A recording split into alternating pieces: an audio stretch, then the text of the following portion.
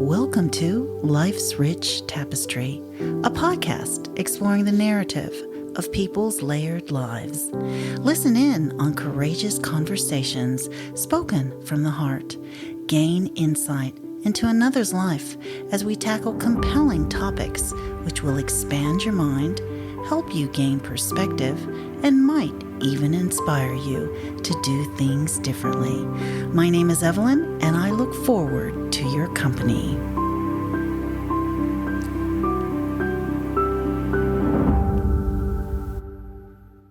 And thank you so much for being with me here today. My name is Evelyn, and this is Life's Rich Tapestry. Now, today's episode will be a solo episode, and I'll share a story from my life. So let's get started. Now, I've always been a bargain shopper. I probably buy things I don't need just for the sheer pleasure of saving so many amount of dollars. And I also have the bad habit when someone compliments me on anything, I will happily scream out how much I've paid for it. Now, when I signed up to study for my marriage celebrant course in 2007, the celebrant training school was offering a discount. If I were to sign up for both the marriage and funeral course, I would save so many dollars. So, of course, this immediately excited me. I've always loved learning, so I thought, why not? At that time, I thought there's no way I'll conduct a funeral. I'm way too emotional, but it will be good to learn. Now, in Australia, there are no formal qualifications needed for anyone to conduct a civil funeral. And indeed, more than 60% of funerals are either being conducted by a civil funeral celebrant or a family friend. Now, I thoroughly enjoyed the course, and when I got home, I excitedly rang my girlfriend, Vicky, and told her what I had learned. Now, Vicky wanted to break into the death industry and become a mortician. She then told me that she saw an article in the paper about a local funeral home inviting the community to join them, and they would discuss pre-planned funerals. And I've always believed in signs from the universe, and I told her, this is it, Vicky. We have to go. This is our opportunity. The funeral director took an immediate liking to us, and within a few days, we were working our very first funeral. The ceremony was to be conducted at a church in Penrith, followed by a burial at the Emu Plains Cemetery. This ceremony would prove to be a gut-wrenching and emotional initiation into my career in the funeral industry. There were 6 of us working the funeral, as attendance was expected to be over 500 people. The deceased were a young couple who tragically died in a car accident just before Christmas, leaving their baby and a toddler behind. They were only married 3 years, and the same priest who married them would be conducting their funeral service. Vicky and I helped with getting the coffins in place and also made sure the mourners signed in the guest book. I was in charge of the donation box. All money donated would go to the deceased children. The weather on this summer's day was perfect. The sun beamed down from the vast blue sky above us. A hint of warm wind would ever so often brush up against me. There was an eerie sort of quietness which filled the air. The mourners lined up to sign the guest book and then proceeded into the church. My American accent could be clearly heard, asking for donations as people arrived. Some of the mourners welcomed the diversion, and we engaged in small talk and pleasantries. As the chapel music was fading out, some modern music started to play in the background. This was the start of the ceremony, and I thought the Westlife song, I'll Be Loving You Forever, was very fitting for this young couple. I later learned that this particular song was also played during their wedding ceremony.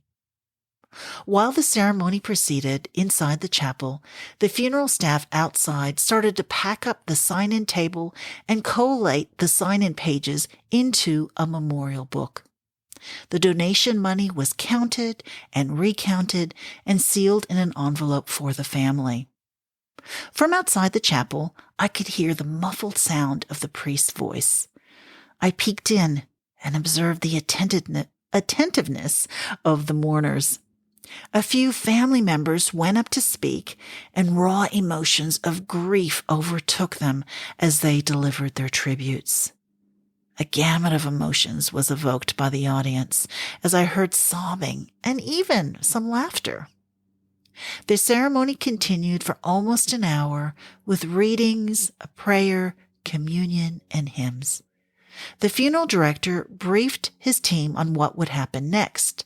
Both coffins had earlier been wheeled into the chapel on 2 individual trolleys.